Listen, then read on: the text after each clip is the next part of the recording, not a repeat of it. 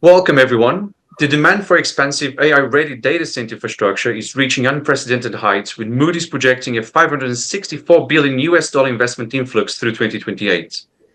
On the back of that, the data center landscape is poised for a significant multi-gigawatt leap, and this exponential growth, catalyzed by the rapid adoption of artificial intelligence and the imperative for more efficient, large-scale data processing hubs, presents both monumental opportunities and difficult challenges for the sector's financial architects. In this high-stakes environment, we bring together a group of digital infrastructure experts who find themselves at the vanguard of this new frontier. I am now joined by Michalis Grigoratos, Chief Executive Officer, Infrastructure Partners, Alex Sharp, Chief Project Officer at Nscale, and Vijay Mistry, Partner at Vipa Digital. Guys, thanks so much for joining this call. We're going to be delving into a lot of the challenges and changes happening in the sector. Some people are calling this the new beginning, a new start, a new age for data centers. But the beauty of this side of the coin this time is that this is a new age for the entire world. It's no longer just an industry thing. It's a new economy. It's a new society that's going to emerge out of all of this, and it's going to change people's lives across the entire stake and across the entire boards of everything we do.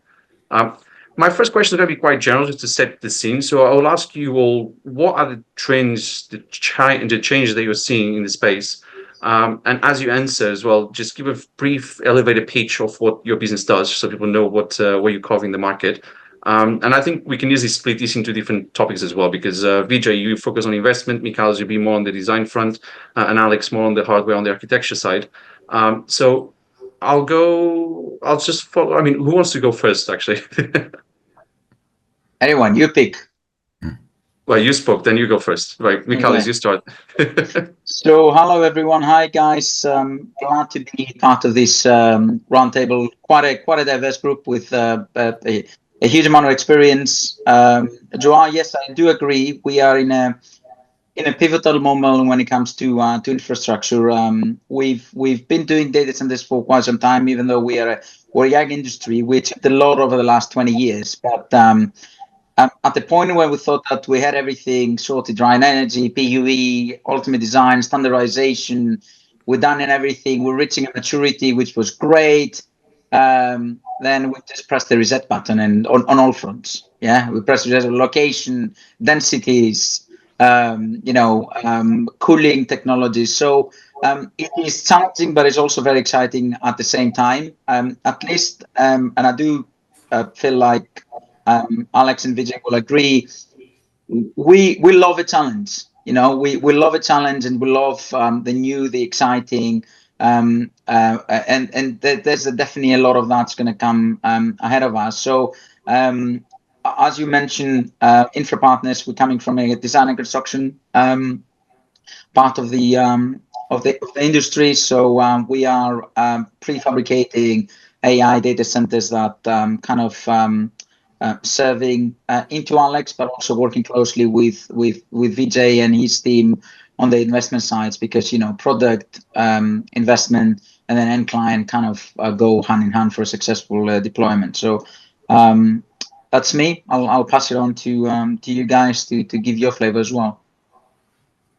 Yeah, I was just going to pick up what you said about the reset button. I think that's quite accurate. And I think the biggest proof of the pudding was actually when we saw Meta and some of the big guys actually pull back some projects. Not pull back, just go back to the drawing board and redrawing the data center, the architecture of the data center. That's really proved it's a reset period on how to do these things. And we see the new platforms coming to market as well, how they're building differently. New cement, new infrastructure, new architecture. It's really a deep change into the whole building, not just the application, it's the actual architecture of the facility itself. Vijay, do you want to go next? Thanks, Joe.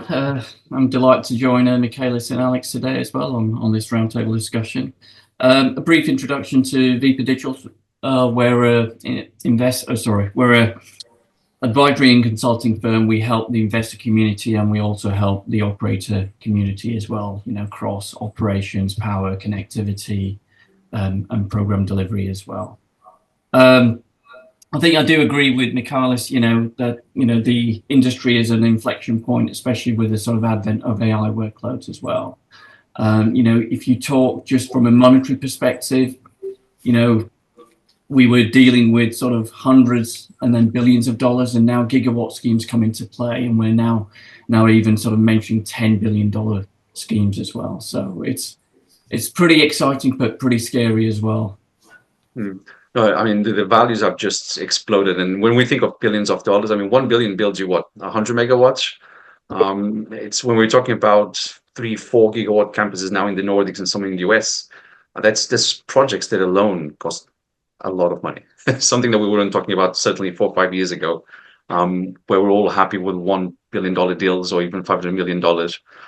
Now that's small talk, I think. And Alex. Hi, Joe, and yeah, thanks for the invite. And again, delighted to be joining this roundtable with yourself and with Vijay and Michalis.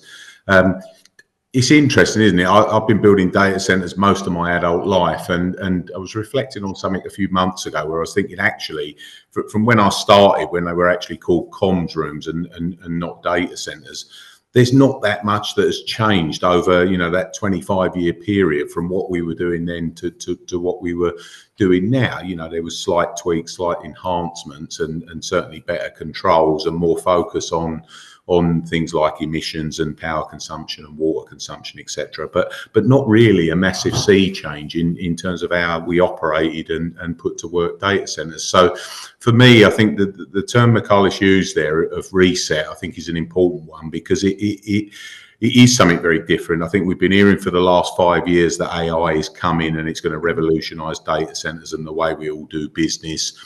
And we've been waiting for it to come, and now all of a sudden it seems to be here. I think when we look at the numbers, and I'm challenged by the numbers, if I'm being brutally honest. I think it still needs to materialise, and we still need to be actively building out some of these bleeding edge facilities, if you like, where we're putting things to the test.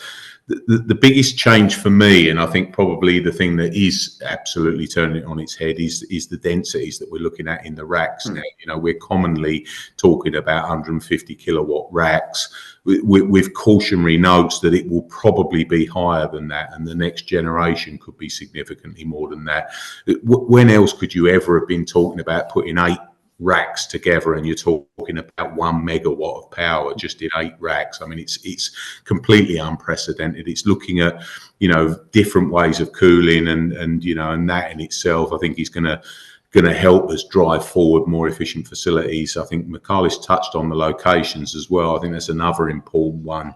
I think this notion of having to be in tier 1 locations is there'll still be a market for that, for sure, but certainly I think it's being driven by the requirement of power, the cooling aspects that is driving us to new locations, and I think that's going to be good in terms of the distribution of the data centers. But I think we're in unprecedented times for the data center market. I think AI is going to play a massive part. And I think for the first time, really, everyone can see the part that AI is going to play globally, not just for people like us on this call, but for everyday people just living their daily lives. AI will impact them and hopefully in very positive ways. So I think it's really, for me personally, it's a real privilege, particularly at this stage of my career, to be able to be involved in a small way in terms of shaping the way forward that we're moving. And, I'm really excited about that.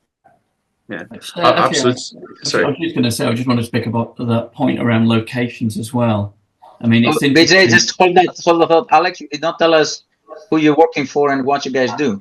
Yeah, probably quite important, isn't it? So, I work for a platform called N-Scale, which is a full vertical stack delivery of AI GPU as a service, and so we look at building our own data centers on our own plots, and then we don't just stop at the data center, we deploy the full IT stack as well. So we go right down to GPU delivery, GPU as a service, charge it on an hourly rate as well. And so we really do a cradle to grave service there. And I think, you know, that for me is something for me that takes me full circle. I've always built data centers, always been involved in site selection and acquisition, the design and construction of facilities, but now actually going down to the end use terminal devices is for me is fantastic, because it means that I can get the full picture. I've got full involvement in the whole thing, and I deliver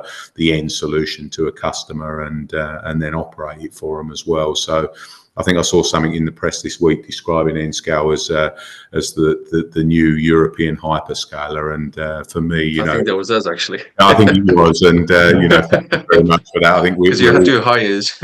Absolutely, yeah, we're very flattered, and I think that's the thing. You know, we're the thing. I don't know if the other guys will agree, because I think they're similar age to me. I'm probably a little bit older, but I'm used to be surrounded by people my age, slightly older. I'm now going into rooms with people that are 20 years younger than me, and so to have a bit of grey matter involved in the company, particularly the two hires that you referred to, Carl Havard, who's coming as our COO, and Ron Huisman, who's our CFO. They're very seasoned data center professionals, experienced in the industry, and I think it's a great blend between that young enthusiasm and entrepreneurialism, and then the guys that, you know, that have been in the industry for forever and a day. So yeah, it's exciting times, and delighted to be involved with Enscale. It's been a whirlwind of a few months for me now. I've been with the company about 5 months, and yeah, I mean, you know, the progression from when I started to where we are now and where we will be in a further 6 months' time is it's quite breathtaking. It's given me a new lease of life in the data center market, and yeah, certainly loving life at Enscale. Yeah. It's kind of the proof of how AI is changing our perception on how business can be built as well, because it used to take, I don't know, 50 years to get into a certain level, then 10 years, Meta broke that record, then AI has come, and NVIDIA, for instance, took everything away in a space of a few months. So everything just scaled much faster. And what you were saying about how this is going to change society, I think that's probably the biggest key, one of the most important factors of everything that we're doing at the end of the day. Because this means jobs, this means different education systems, this means different ways of working with governments, maybe different ways of setting up governments as well, because everything will change in the next few decades in a way that we can't even imagine in a lot of fronts.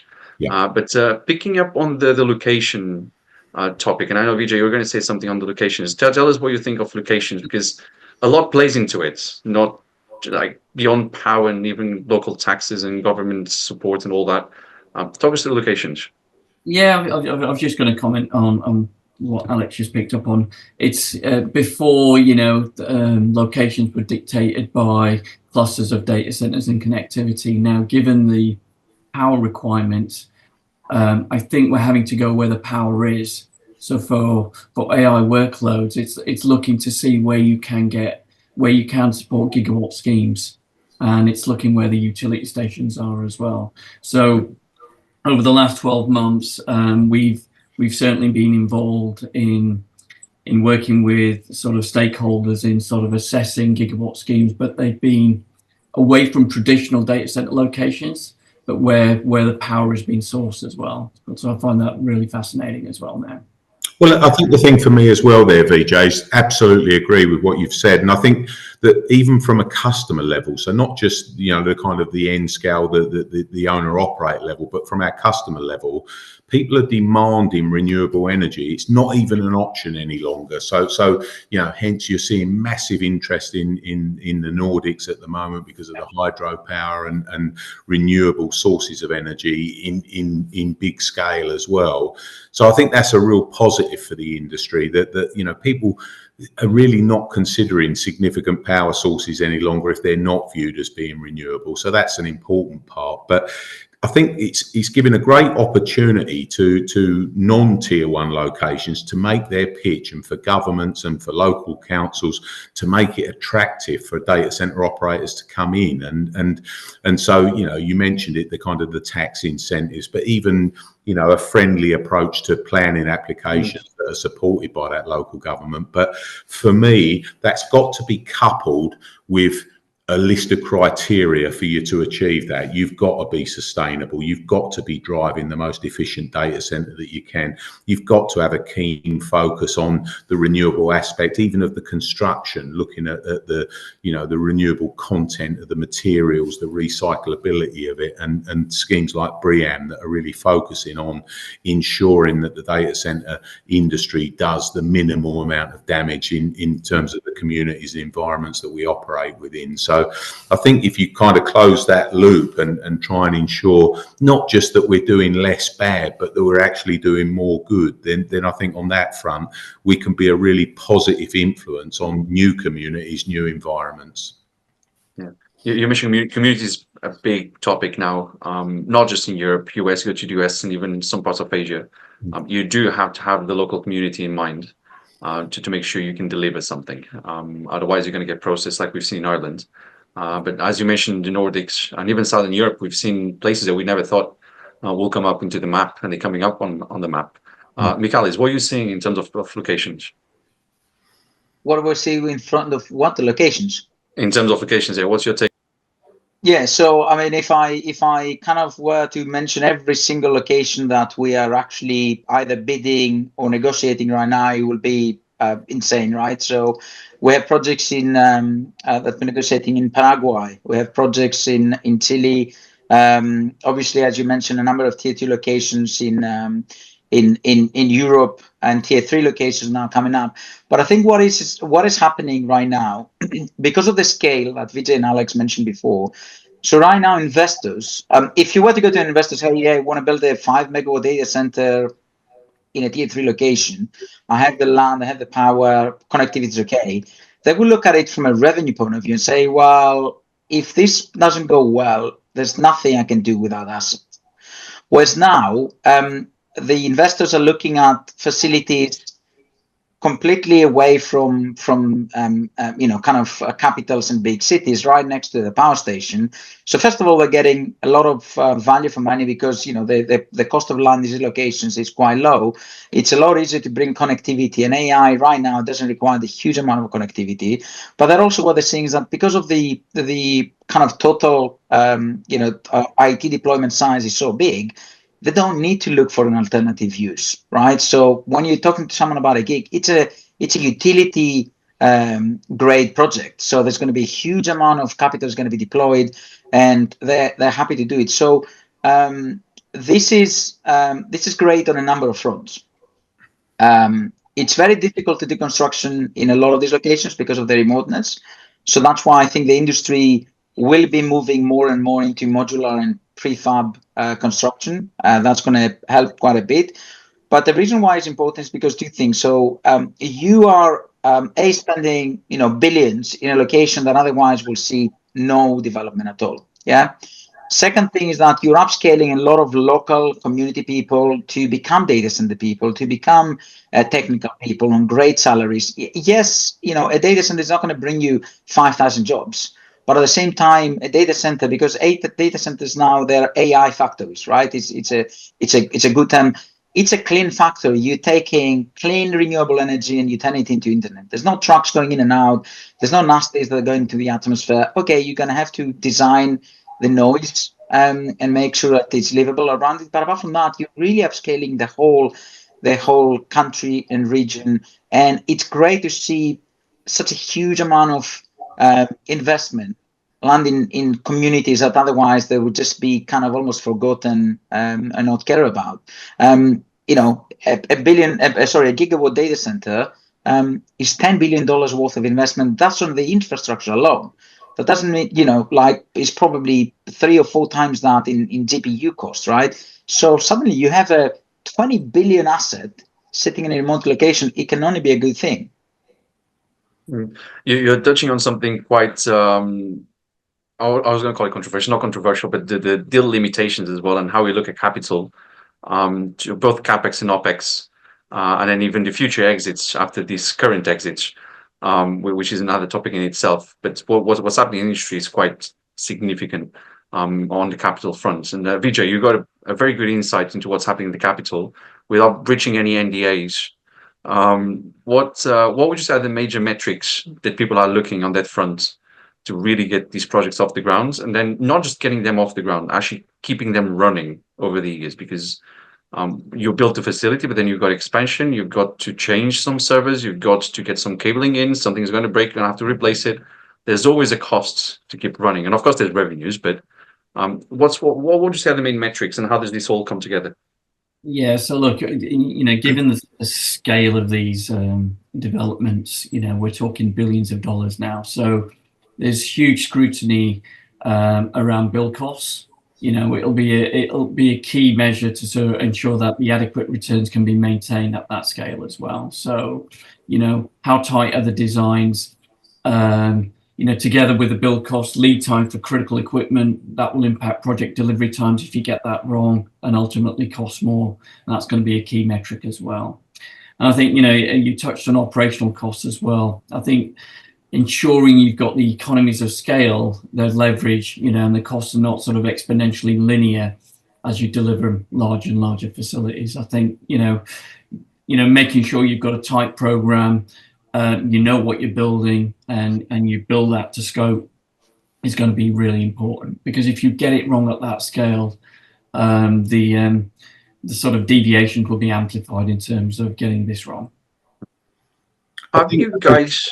Sorry, Joe, I was just going to say, I think it's another good example of where the industry is just being turned on its head as well. Because I think if you look at the traditional data center industry, heavily driven by hyperscale customers, and so therefore dictating the terms of how we run our businesses. You got to a stage where you were typically looking at 10 or 15-year leases on a facility. If you were dealing with a hyperscaler, you would work to a design that by the time you delivered it was kind of a couple of years old, and then you're kind of working into that. And there'd be very stringent SLAs that you would work to, and all of that was good stuff. But I think the AI industry is completely different to that. Firstly, in terms of even just ring fencing the initial design is a challenge, because we've got a continually moving feast in terms of what the GPU providers want and what the make ready needs are for their fabulous chips that they're developing. Then you're looking at much smaller contract terms as well, because just by its very nature, these GPUs supersede themselves within a 12 or 18 month period. So being fixed to a 10 or 15-year deal doesn't really work for the customer base. So you're typically looking at shorter deal terms in terms of 4 and 5 years, and nailing the infrastructure, which is different. It's not a case where you can just go in and tweak what's there to try and get. If you've been designing data centers, up to sort of 20, 25 kilowatts a rack, and then all of a sudden someone's hitting you with an 150 kilowatt requirement, that's not a modification to a fan to get it to run a bit quicker to meet that cooling load. It's open heart surgery within the data center, or you're starting from scratch and going again. And I think for me, that's a great thing, because we're doing a design that's specific to that requirement. And I think that the real clever piece, and certainly something that myself and certainly Vijay and Michalis will be looking at as well, is that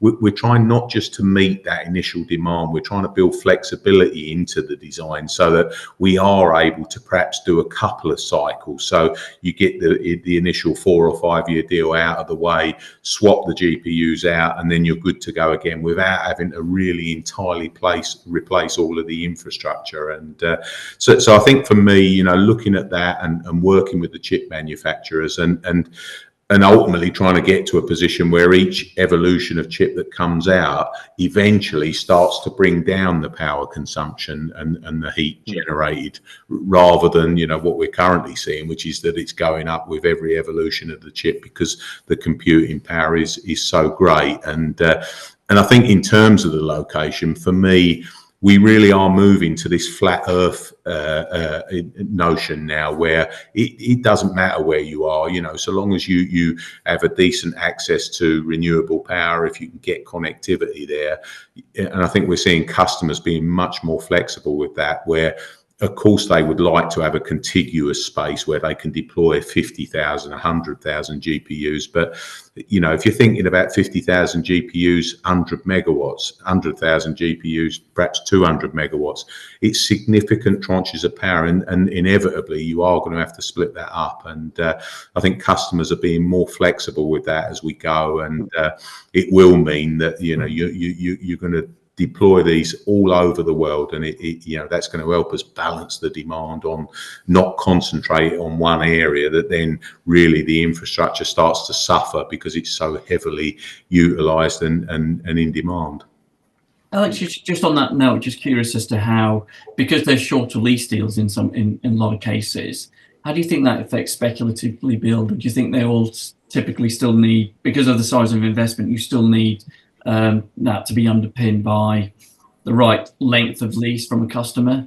Yeah, certainly. And again, without sort of breaching any NDAs, certainly some of the conversations with funders are around, we would need a minimum term for that contract for us to fund it. And I think the other thing is that, you know, when we're in, again, uncharted territory with funders where we're asking for money and they're saying, you know, would you want a bit more than that? What about if we could do, you know, and they're offering you more money than you had originally intended to go in for, because the funders are very well educated in this space. And as Michalis said, you know, if you're looking at, say for argument's sake, you're looking at a 300 million build cost for a facility, you're probably looking at about 1.2 billion to then deploy all the IT hardware as well. So I think a lot of the more sophisticated funders are looking at two aspects to the funding. One is a build part of that fund, and the other is to deploy the IT hardware, and then at that level, and that's I think why it's certainly at N-Scale we're favouring building our own facilities, because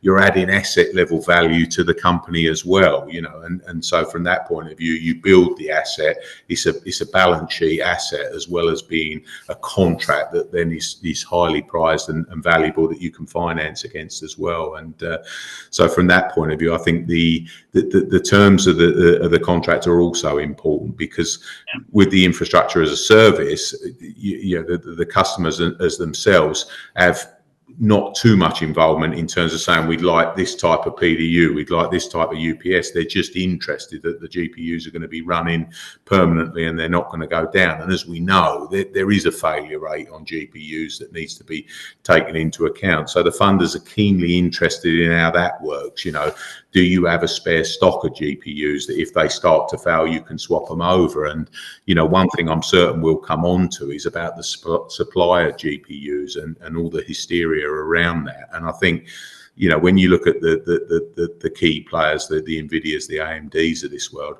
not only are they, you know, kind of cornering the market, which is great for them, but I think they're being very sensible about it in terms of you can't just go in and say, can I have 100,000 of your GPUs, please? They say, well, can you tell us what project that's for? Can you tell us where they're going to be deployed, who the customer is?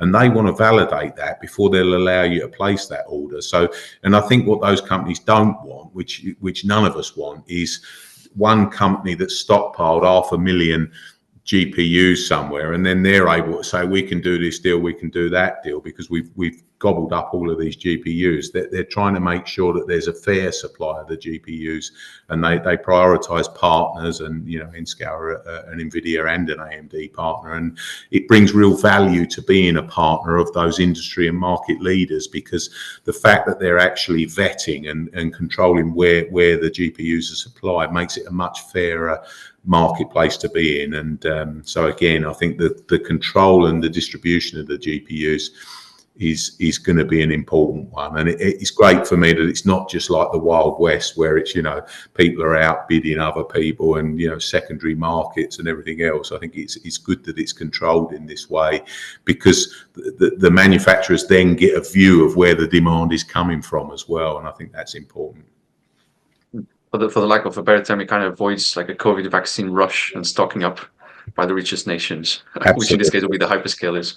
Sorry, Michalis, you're going to add something? Yeah, I was going to ask. So just to when we mentioned the reset of the industry, so that reset is happening on all fronts. And what I want to point out here, so the investor companies and the funds, they're going to have to reinvent themselves, because now potentially they might be going into Alex, and Alex is offering them a customer with a 4-year deal, where in the past they used to like 15, 20 year leases, right? So you're going to have the leaders of the industry that are going to understand that that's where the industry is going.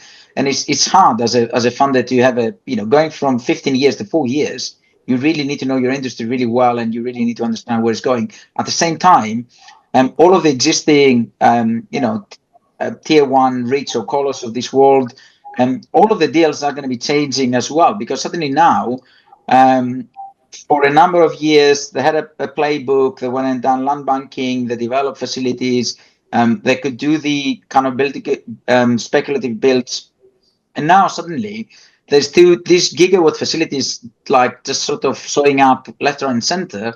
And then they can now squarely compete with the big guys. So the industry is going through a massive shift, which is great. So and it is a race on all fronts. It's a race to who can get GPUs. It's a race who can get the GPUs on board faster. But at the same time, as Alex mentioned, keep an eye. You don't build something that is going to be obsolete in 18 months' time, because whoever's funding you, they're not going to be happy about it. But what's coming 18 months down the line is going to be completely different from what you're playing with right now. And in the past, I mean, we all remember tech refresh in the old days was like every 3.5 years you would get an IT tech refresh, right? So, and that was for the bleeding edge. Some people will keep it 6 or 7 years. Now, within 18 months, you are going to be taking out all of the GPUs, throw them away, and just bring the new one, because the efficiency and the speeds of the new chip is going to be so advanced that no one will going to be training their model on the old revision. So it is an absolute we are in the middle of the storm. We're all flying and we're all doing great, but it is a total reset and a mindset reset as well. So let's see where this will take us. But it's definitely interesting.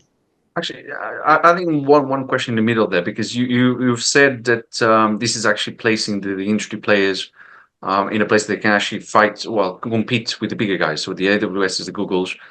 I mean, we had Jim Chainer saying 2-3 years ago, the short sellers saying 2-3 years ago, that if the hyperscalers changed their strategy, they could actually kill the data center industry. So from what you're saying, do you think this can actually prove him very, very wrong, and make sure that colos can fight against the bigger guys and have a business for the very long term, even if they fully start building their own facilities in the future?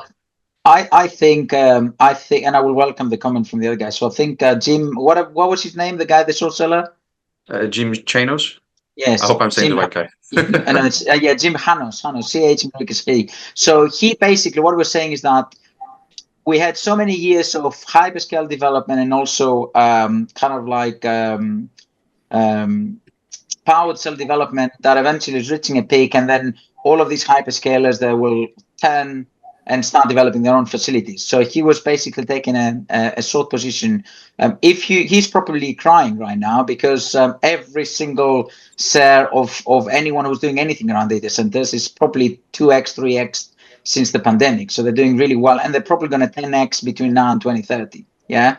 So what's happening right now, because a lot of this, because of demand, so it's definitely a very high demand environment. So if you have planning power and a piece of land and an ability to show that the supply chain can deliver on your promise, the big hyperscalers, they don't really mind whether you are a tier one colo, a new entrant, as long as you can demonstrate to them that you got the location, the power, and the ability to deliver. They will sign that lease, because they have such a huge amount of supply and demand, right?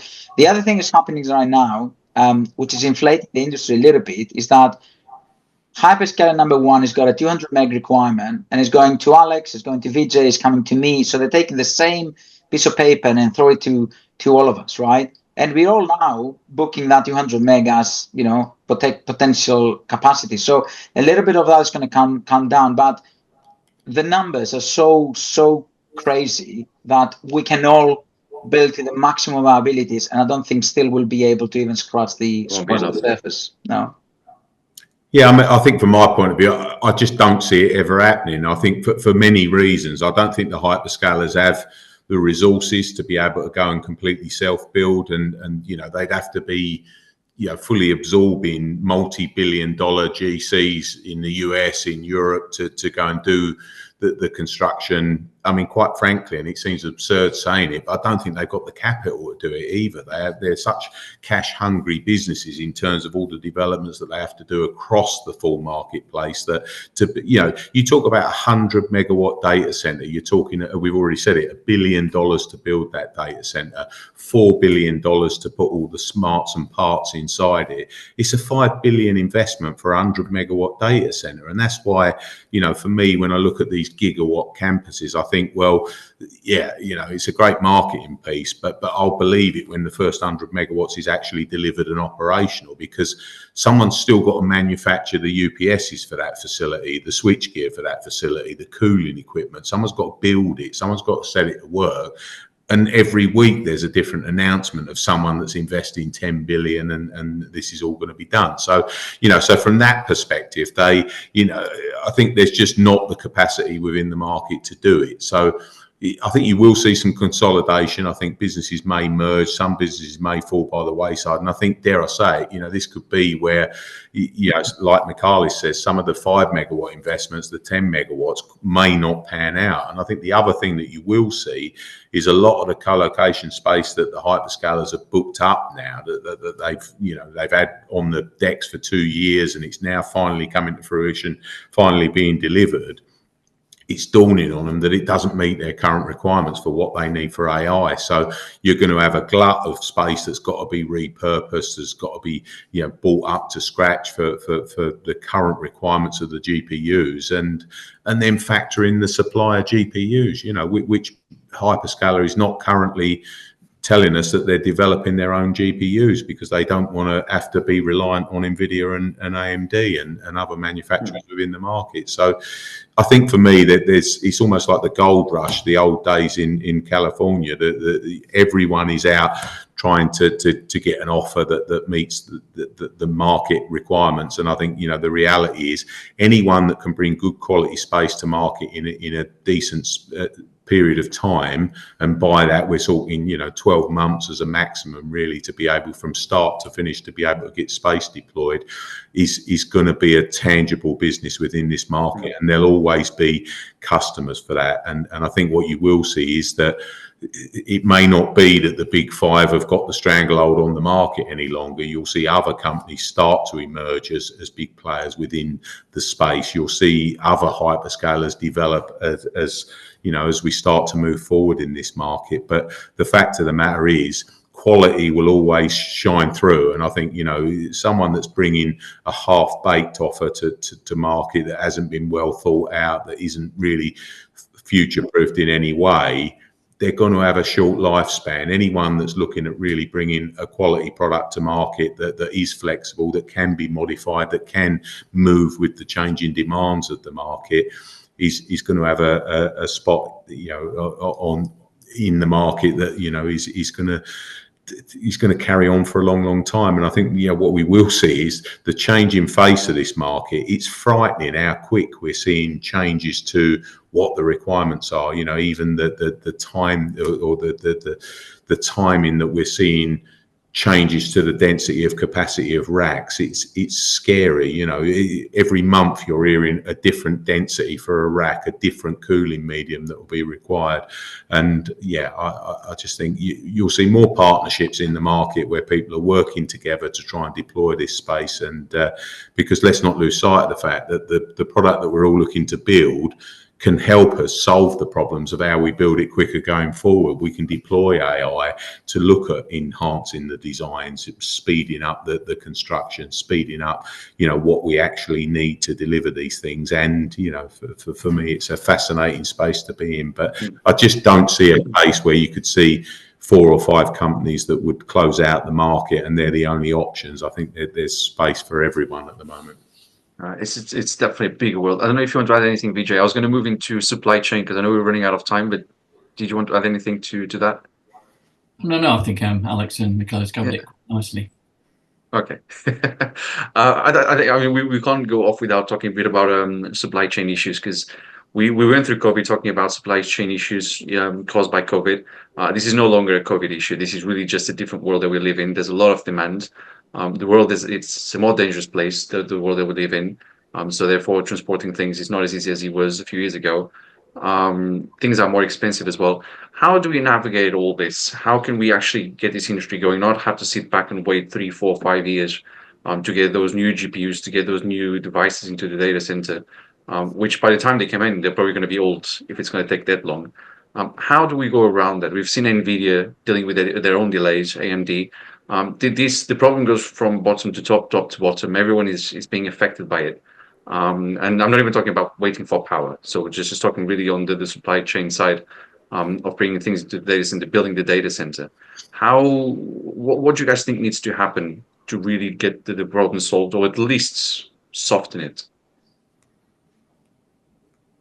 Yeah, I mean, I think if I kick off, and for me, you know, the modular approach is the way forward for me. I think, you know, when you look at the times involved in terms of construction, and I think if you look at any construction schedule of a traditional build, the inordinate amount of time you spend in the ground putting the foundations in before you can even start to build the structure, you can get rid of a lot of that with the modular approach. And so I think that for me is one. The second part is going to be a skills shortage and looking at skilled craftsmen and tradesmen that can actually build the facility. By going to a modular approach, you know, 80% of the build process is done in a factory environment with skilled operatives there, and then when it's built and you're satisfied that it's to a standard of quality, it's then tested, put through its paces, disassembled, and then delivered to site where it's reassembled. So the actual period on site is reduced significantly.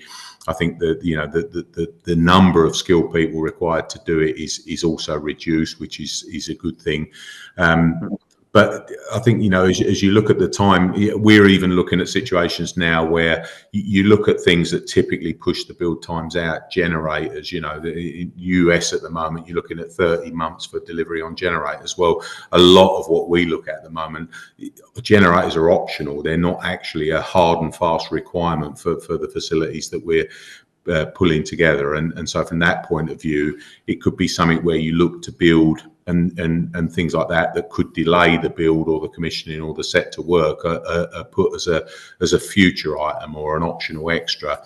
The biggest thing for me is ensuring that the power is available, because that's one that it's not the be all and end all, because if power is not available, you can look at alternative fuel sources. But of course, you then do get into the local regulations and planning constraints that you know, many councils, particularly ones that are sort of versed with data centers, are becoming more familiar with alternative power sources. You know, battery storage, microgrids, you know, nuclear reactors. We're seeing an awful lot about that at the moment, and so I think, you know, we're not even really fully constrained by power. But again, I think, you know, for me, it's got to be flexibility on the part of the customers where they're accepting, you know, slightly reduced infrastructure. And I think that works for everyone, because it means that there's less that you have to change in the event of a complete infrastructure overhaul. So the more simplistic we can keep the infrastructure, it reduces the lead times. It reduces the build costs as well in actual fact, which makes it easier from a funding perspective. But the speed to market is much quicker that way. And yeah, so for me, you know, again, you're talking about gigawatt facilities that could take 10 years to build out. If you're building 40, 50, 60 megawatt facilities, filling them up and then building again, it's all within our control. Any other thoughts on the supply chain? I do want to touch briefly on nuclear, but I'll leave that to the end. I'll add something. If Vijay, do you have something to add? Or? No, I think I'd agree with Alex. I think we need, you know, to help supply chain lead times, you know, you need modular, you need standardization. The more bespoke requirements you have, the longer it's going to take. So I think the more successful operators who are reducing their lead times are working with supply chain partners in standardizing what they're purchasing. And when they have a sort of commoditized requirement, they can redeploy that, you know, equipment anywhere they want. So I agreed with both of you. The only thing I will add is with AI deployments, so you need to, so end users are going to start paying a lot more respect on security of supply chain and schedule certainty, because in the past, not lighting up a new availability zone for an extra 2 or 3 months, okay, it would not have catastrophic consequences on your business and your revenue line. But now, not being able to bring your AI data center online 3 months before Alex's one, it means that my model is 3 months less advanced, and I will never going to be able to catch up onto Alex. So now the race is who's going to get there first. So what we potentially going to start seeing is we're going to start seeing clauses and liquidated damages going into these contracts that they're going to become eventually too onerous to GCs, right? The price also at the same time, we have insane amount of pressure on pricing. So we cannot keep on adding and pricing risk on these deals and start charging 20, 30 million a meg, because then these things then not going to become viable. So you have price pressure. Price needs to keep on going down. Certainty on schedule. Crazy liquidity damages, because if I don't give to Alex the data center when I promise him, well, he might be completely out of business because his business model might be completely wiped. So all I'm trying to say is that on top of that, you're now building a facility that is hugely more complex than the one you're building 2 years ago. So the margin for error is zero. So everything points to standardization, modularization, and obviously, we are doing exactly that. What we see now, when we go to our supply chain and we say, listen, we need 50 of these, and we need another 50 3 months down the line, another 50 3 months down the line, they appreciate, and they would rather work with us rather than someone else that is like, okay, when I know when I'm doing it, how I'm doing it, I'm going to come and let you know. Eventually, we're going in and we're putting our sticks into their supply chain, into their scheduling. They would rather do business with us because they know that they're delivering stuff to us in a more controlled and coordinated fashion. So their revenue is guaranteed. It's not going up and down. They're not chasing deal after deal every time. So supply chain. So look, there's not going to be enough to go around for everyone. I think people that they're organized and they've got a standard solution, end users and builders, they're going to do a lot better than others that are just basically randomly showing up saying, hey, can I buy a bunch of gensets? But the demand is 10 times bigger than the supply right now. I think as well, just adding to that and agree with everything that's been said, I think 2 things. One, I think funders will bring some sanity to this process, because they're going to say, we're not going to allow you to accept these really ridiculous penalty clauses from customers. They've got to be reasonable, or else we're not going to fund the deal. And I think secondly, we're already doing it. You move away from project planning to capacity planning, and so we're going to be looking at 100 megawatts worth of planning now, not I need 40 megawatts there, I need 40 there, I need 20 over there. You're going to be looking at, I want 100 megawatts worth of UPS, I want 100 megawatts worth of dry air coolers, whatever it may be.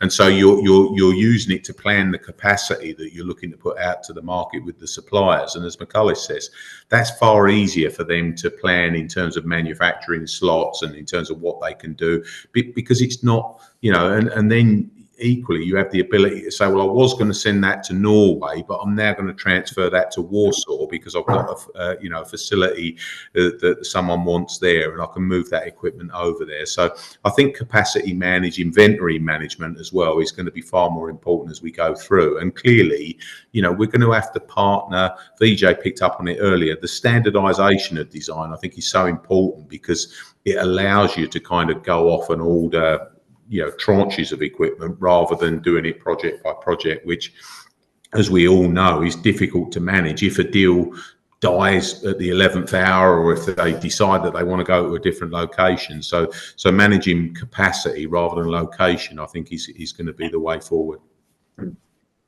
Great. Just quickly on nuclear, because you mentioned, nuclear is starting to get painted as the answer to all prayers. In the industry, we've seen Microsoft going into 3 Mile Island. We've seen AWS, Google getting into it. As a country, France has never given up on their nuclear.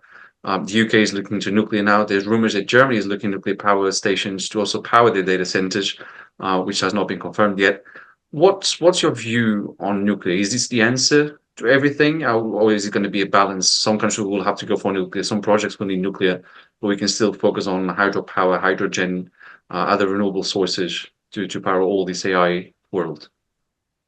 Vijay, do you want to kick this one off? Yeah, I think it's a combination. He smiled when I said nuclear, which is quite dangerous. So. No, I think it's a combination. If you look at the sort of just the demand from the power requirements, that's coming from AI workloads, we're going to have to sort of come up with innovative solutions for this conundrum, because traditional power sources may not just do it. So I think it's a combination. I think that's exactly right. I don't think there is one solution for this problem. It's a multitude and a plethora of answers to it. I think what is clear is that going forward, and it's a big if for me, if all of these projected projects, the gigawatt projects that are all being slated actually happen, we're not going to be able to solve that from existing grid connections. So there will be an element of coming off a grid, of self-generation, and therein lies a different challenge for the data center industry, because it's not something that we've been typically doing, as we move forward. It's not a business as usual strategy. So do you partner with energy providers that can provide these, small nuclear reactors, the fuel cell technology, battery storage, geothermals, microgrids, whatever it may be? Are you going to see a rise of all these companies that can partner and provide that? And then you work out a commercial model along those lines as well. Is it, as with everything, we all say we need more than we actually do. Well, when you're actually having to provision that power and pay for it yourself and develop it, if that's wrong to the tune of 20%, what do you do with that spare energy? Can you feed it back into the grid? You've got to get paid for it, essentially. So, and it needs to be sustainable and renewable. So again, I think it's a really interesting space. And this is where I think you'll start to see governments get more involved, where they're specifying, new policies, new regulations for this. And because we can't, we've got an aging infrastructure across the whole of Europe when you look at the electrical infrastructure there. So to put these unreasonable demands from the data center industry on these aging networks, it just isn't going to work. There's going to be a combination of power available, new sources for it, and and again, ensuring that we're not doing damage to the communities that we're operating within, or indeed the environments. So just to add my point as well. So first of all of these announcements of projects, they're not really going to start producing power until 2035. Yeah. Okay. So between now and then, we as an industry are projected to bring online anywhere between 10 and 20 gigawatts worth of data centers. So we're going to have to, as Alex said before, go into the renewable energy, connect straight into the generation, minimize the transmission losses and all the rest of it. So beyond that point, and what is interesting is, I think those nuclear reactors, and the reason why all the governments suddenly they're starting to reconsider nuclear is what we're doing right now. It's like, if I know Alex likes a football analogy, we're on minute 3 of a 90-minute game, right? So this is exactly where we are right now. We don't know what the score will be. We don't know who's going to win. But what we do know is that we've got another, 87 minutes to go. So generators and nuclear reactors are going to come in and probably, 30 minutes in, and they will support our effort into the second and third wave of AI, which is going to be hugely many times more than what we're doing right now. So I think it's a good thing. I mean, nuclear providing is done well, is a clean source. Also, we as an industry, we need to start seriously, and the governments need to start thinking about, with these elevated return temperatures now, we can actually warm up whole communities. Everyone can have a piping hot swimming pool for free, because of, we can provide them with really high grade, good quality, steady heat, for a long period of time. And also the other thing is that we will see now and I'm 100% sure about it, we will see other industries coming next to our data centers and taking our byproducts and using them in a positive way. So, vertical farming, community swimming pools, and as I said, the AI factory, it's a clean factory. Yes, we use energy, but apart from that, there's no nasties that are coming out of it, right? So we can really collocate with and give back to the community to the point where the communities will not see the data centers as get them out, we don't need them here. So like, no, bring it in, because it comes in with free heat, it comes in with massive incentives, it comes with free trade zones, tax zones, highly skilled jobs. So we are becoming a pretty serious player. And if I was to give this discussion with one comment, is that there's not many things you can do nowadays without a data center being involved. It's like very few. I don't know if we can name five. Can't think of any. Even to get up in the morning, you need one, because you need something to power your alarm clock. So it's as simple as that. But what you were saying about the pools, I mean, and the let's call it the real world examples. I mean, we've seen it. One that got a lot of attention in the world was the fact that Equinix used its heat to warm up the Olympics pool in Paris this last summer. And that's only one example. You mentioned the lobster farms. We've seen heat also being used for beehiving. We've seen what's it called? Massive campuses being turned into agriculture using heat in Canada. And actually, that data center that operated became one of the largest exporters of tomatoes in Canada, for example. And it's actually sending things down to Mexico to help across the border. So there's a huge societal aspect that goes into it. But to quickly close, I'm just going to ask you what excites you guys about the future. I mean, about those 87 minutes that are left in the game. What's the exciting thing? For me, I think innovation. I want to see how the industry can respond to the sort of demands being made to it through innovation. It's great to see, infrastructure partners collaborating with XYZ with their augmented reality solutions and the way they deploy their offerings. Be great to see that sort of extended to operations as well. So, how do we sort of tackle the problem in hand with innovation? That's what excites me. I think we don't even know 1/10 of what's to come in terms of ideas of what's going to be possible with all this.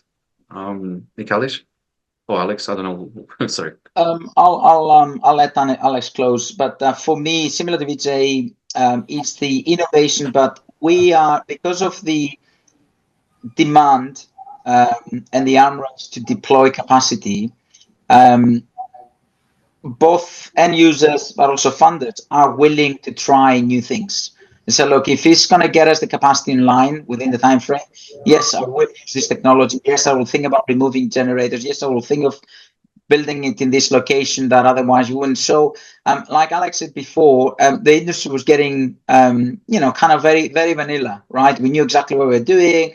Now everything is up for consideration. If you can get me online in 8 months' time, use the XYZ technology, use modular, use clever procurement, bring people from outside the industry. So it's getting very, very exciting, but also it's very serious stuff. So it's exciting. Use new stuff, but you're now deploying 10x of what you were deploying the year before. Yeah, all great points, and I agree with all of those. I think that the thing that really excites me is twofold. One is about seeing this burgeoning technology changing requirements and how we cope with those. And I think, looking at some of, and I think the supply chain is often, even that term supply chain, it doesn't really give them the full credibility for what they are within this marketplace, and they come up with such brilliant solutions that allow us to deploy this technology to allow the GPUs to operate in an optimum way. So I think coming up with the new solutions, looking at how we build these more streamlined data centers that are more efficient, that are a bit pared back and stripped back to what we actually need, instead of building a whole load of comfort into the data centers for things that may never happen. And, actually watching customers take a view on whether it's that much of a, if you look at some of the Norway grid connections that we have, 10 years they've gone down for like 4 minutes. They're so reliable. Frankfurt grid, very, very similar. And so, do we need all this fluff and all this add-on for the data centers? I think that's exciting me, the way that the new revision of the data center is coming. That's really exciting. And I think the most exciting thing for me is actually when all of this is done and we've started to deploy and these are operational and functioning, seeing what impact it has on communities, looking at what the AI can actually do for mankind. It really is, for me, looking at that impact and starting to see the positive impacts that AI have on the world as a whole. That's the thing that excites me the most, and the fact that we can play a small part in that, it just is I find it incredibly exciting, and it's a great industry. It feels a privilege to be involved in the data center and more importantly the generative AI industry at this moment in time. No, absolutely. I mean, it's a reset of the industry, but it's going to generate a rethink of society as well. And I think ultimately that's going to be the biggest delivery of everything that's happening in the sector. Is really the rethink on how everything changes. What's a kid born today going to do in 20 years' time after leaving uni? It's probably most likely not going to be what we all in this call did and what people are still doing out of uni today. The world is going to be completely different in a very short space of time. And I think that's going to be the biggest change. It's going to be an industrial revolution in the space of 10, 15 years, which just means massive change. But Alex, Michalis, and Vijay, thank you so much for talking to me. Thank you so much for your insights and coming on the call. As for your home, thank you for watching, and do check our website for more timely news from across the world about digital infrastructure. At Tech Capital, you lead, we report. Bye for now.